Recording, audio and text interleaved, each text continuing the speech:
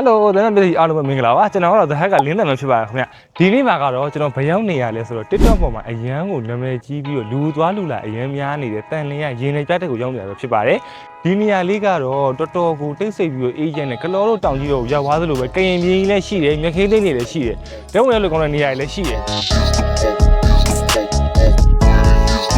ဒါတော့ရေနံမောင်းညှိမ့်ဆက်လို့ခေါ်ပါတယ်ဒါ1980ခုနှစ်တုန်းကပေါ့နော်အင်္ဂလန်ထုတ်ကျွန်တော်တို့မီးသက်ဆေးဘူးတွေပေါ့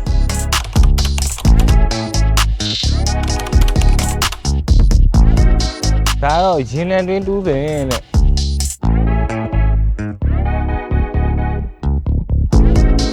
ဒီနေရာလေးကတော့ဓာတ်ပုံရိုက်လို့လှတဲ့နေရာလေးပေါ့နော်ကိုယ်နဲ့ live format color လေးကိုရွေးချယ်ပြီးတော့ဝေးခဲ့ဖို့အကြံပြုချင်ပါတယ်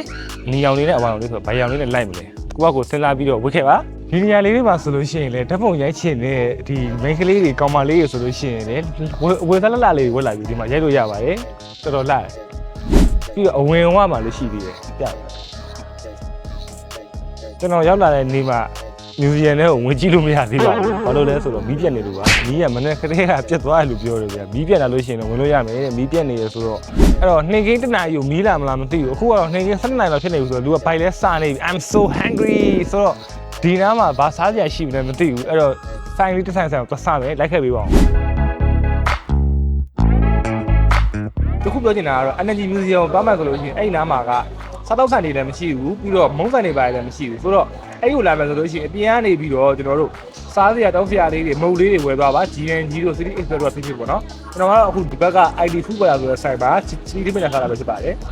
ဒီမှာကချီတီထမင်းကိုအမှုသေးတော့ကြနေချီတီထမင်းကိုဆိုထမင်းအဝစားဟင်းနဲ့ကျွန်တော်ကတော့1200မှာစက်သားနဲ့ကိုဒါဆိုတော့စားနေရပါတော့တော်တော်ကုန်နေစားလိုက်ပါဦးချစ်တီးထမင်းကိုစက်သားနဲ့စားတာ12000ဒီတပူးပေါ့13000ကျပါတယ်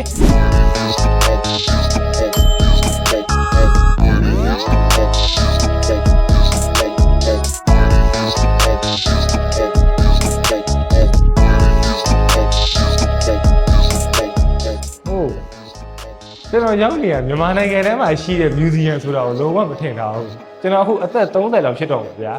ကျွန်တော်ဘဝမှာဒီလောက်ထိခန်းခန်းနာနာနဲ့ decoration အမိုက်စားကြီးပြင်ထားတာဆိုတာပထမဆုံးမြင်ဘူးဗျာမတော်မိုက်တယ်နောက်ဒါကတော့စွဲရင်ဝင်ကြီးဌာနမှာ KSS ပေါ့နော်1985လောက်ကနေစပြီးအခုလက်ရှိတာဝန်ယူနေတဲ့ပုံကိုယ်တွေအထိပါပါတယ်ပြီးတော့ဒီထဲမှာတည်ရဲ့ပုံကိုယ်ဆိုလို့သူတက်ထိတ်တယောက်တော့ပြပါတယ်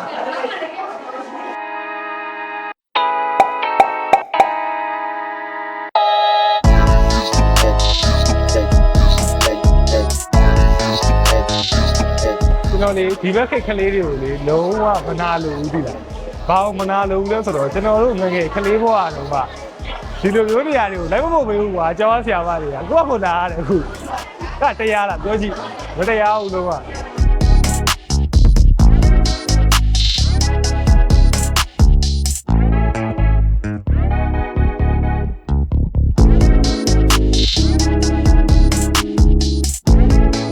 မတန်းနေရ1908ခုနှစ်လောက်ကစရှိတယ်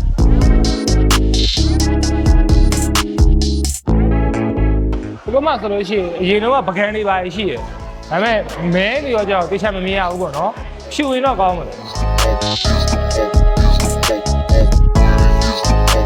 တော့ဒီလေးကြတယ်ပေါ့နော်ဒီမှာသူတို့ပုံချမ်းထုတ်ထားတဲ့ဟာလေးတွေ